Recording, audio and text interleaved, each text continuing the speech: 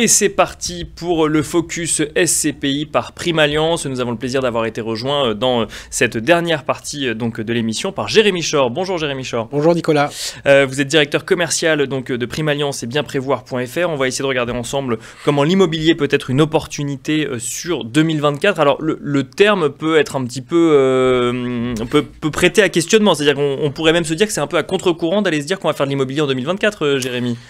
Oui, tout à fait, si on regarde le contexte actuel, mais c'est néanmoins intéressant de parler d'immobilier. Pourquoi ? Parce que c'est l'un des placements préférés des Français.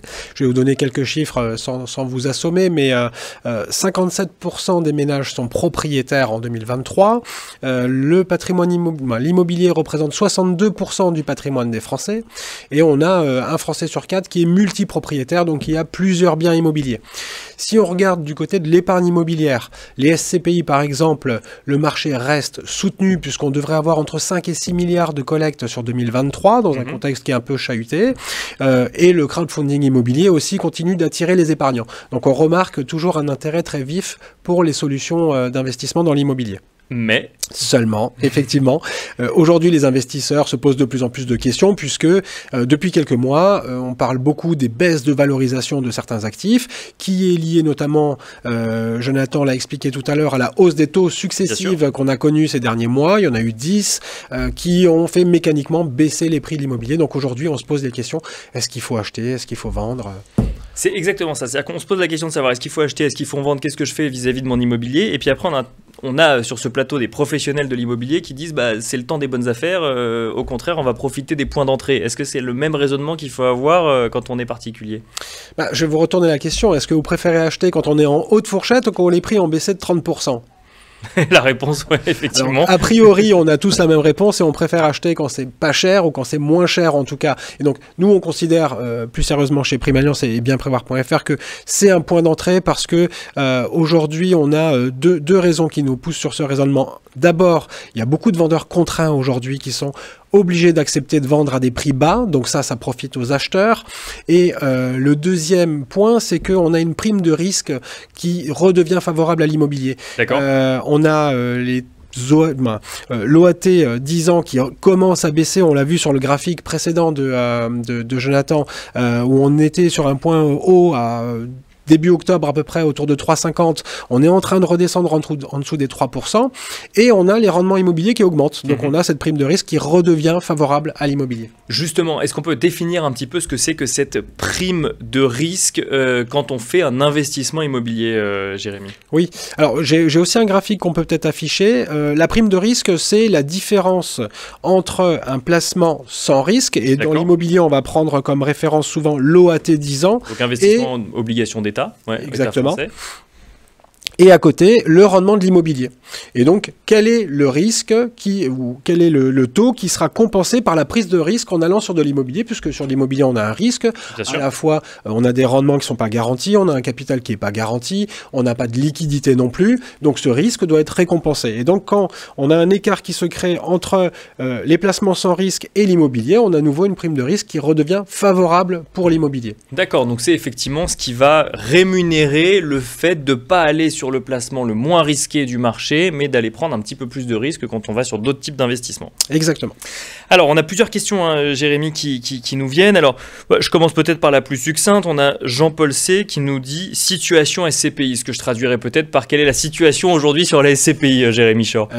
Vous l'avez évoqué rapidement avant avec Baptiste Bruno. On est sur un marché à deux vitesses aujourd'hui. Clairement, on a les 2/3 des SCPI qui sont plutôt dans une bonne dynamique en phase de collecte, qui leur permettent d'aller saisir les opportunités qu'on a aujourd'hui sur les marchés du fait de ces valeurs qui baissent. Et de l'autre côté, on a un tiers des SCPI qui, elles, ne collectent pas et qui sont plutôt en phase de décollecte. Donc, on a déjà cette contradiction sur les SCPI. Au troisième trimestre 2023, par exemple, la collecte nette, c'était 850 millions environ. Et on a 10 SCPI, par exemple, qui collectent plus de 25 millions d'euros. Donc, qui, à elles seules, représentent 550 millions d'euros de collecte net sur le marché. Donc on a vraiment des très grosses locomotives qui collectent beaucoup, qui vont saisir ces opportunités, alors que d'autres dorment un petit peu et n'arrivent plus aujourd'hui à collecter. Donc ça pousse à sélectionner en fait, c'est ça? Ça pousse effectivement à sélectionner. Il a toujours fallu sélectionner les SCPI. C'est vrai que avant on avait tendance à dire bon j'investis dans une SCPI qui est diversifiée, donc j'ai pas besoin de diversifier. Au contraire, nous on a toujours la volonté de proposer à nos clients des portefeuilles d'investissement sur plusieurs SCPI. Alors déjà grâce à la digitalisation, c'est un peu plus facile aujourd'hui parce qu'avec une signature électronique, on va souscrire à 5, 6, 7 SCPI. Donc on est investi sur tous les secteurs d'activité, sur tous les secteurs géographiques. Et aujourd'hui, ce qui est assez contradictoire, c'est que il y a quelques années, on disait attention, n'allez pas sur les SCPI qui collectent beaucoup parce qu'elles vont avoir du mal à investir cet argent. Et bien aujourd'hui, on dit l'inverse, on dit allez sur les SCPI qui collectent beaucoup parce que dans cette crise, il y a des opportunités et c'est les SCPI qui collectent beaucoup qui vont pouvoir les saisir. Alors juste quelques noms de SCPI qui collectent beaucoup. On a reçu avant Coram l'épargne, donc ils ont 3 de leurs SCPI qui sont dans le top 10 des SCPI qui collectent beaucoup, mais à côté de ça, on a aussi des SCPI comme Pierre Val Santé par exemple, Activimo, Épargne Pierre, Vendôme Région, Remake Live, voilà, ce sont des SCPI qui sont aujourd'hui dans une très bonne dynamique, qui vont saisir les opportunités et qui vont être relutives parce qu'aujourd'hui on achète sur des bases de rendement entre 6 et 10% généralement, donc on va pouvoir servir des revenus potentiels qui seront supérieurs à la moyenne de marché qui devrait atterrir autour de 4,50.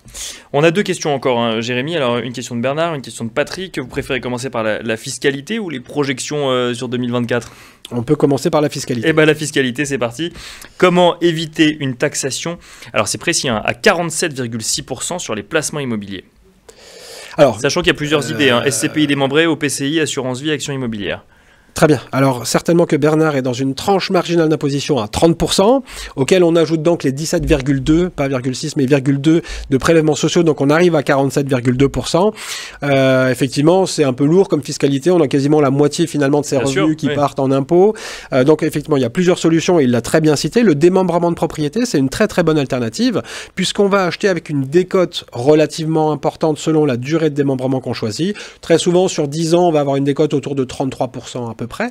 Donc on achète un tiers de moins sa part et donc on va mécaniquement booster le rendement futur. Si en plus de ça, j'arrive à rentrer en démembrement sur une part sponsor, par exemple, quand une nouvelle SCPI se crée, on a souvent une phase de collecte qui s'appelle la phase des parts sponsors où on va acheter avec une décote de 5 à 10%. Donc j'ai une décote qui est d'autant plus importante et un rendement de 6% par exemple sur une période de 10 ans se transformer en rendement de 10% au terme du démembrement, et pendant toute cette période de démembrement, j'ai pas touché de revenus, j'ai pas de fiscalité sur mes revenus fonciers. Donc regardez effectivement le démembrement, et l'assurance vie aussi bien sûr, puisque les revenus capitalisent dans le contrat d'assurance vie, donc on ne paye pas de fiscalité sur les revenus qui capitalisent. Dernière question de Patrick cette fois-ci, est-ce que l'immobilier va repartir à la hausse en 2024 et évidemment quel placement rentable en immobilier? On sait que l'immobilier est cyclique et que généralement après des périodes de baisse, il y a des périodes de hausse. Est-ce que ça va intervenir en 2024? Ça, je ne peux pas le garantir. Néanmoins, selon certains gérants, on est dans une période où on devrait atterrir quasiment au plus bas. Donc on se rapproche mécaniquement de la hausse. Du moment où ça remontera. Voilà, la hausse va intervenir dans les prochains mois, 2024 ou 2025, on ne sait pas précisément. Donc pour répondre à cette question-là, et quels sont les placements rentables en immobilier, on a toutes les SCPI qu'on a citées précédemment qui collectent beaucoup, qui achètent avec des rendements élevés et qui vont pouvoir servir des rendements avec des objectifs aujourd'hui qui sont plutôt supérieurs à 6%. Bien sûr. Donc favorable si on regarde de nouveau la notion de prime de risque.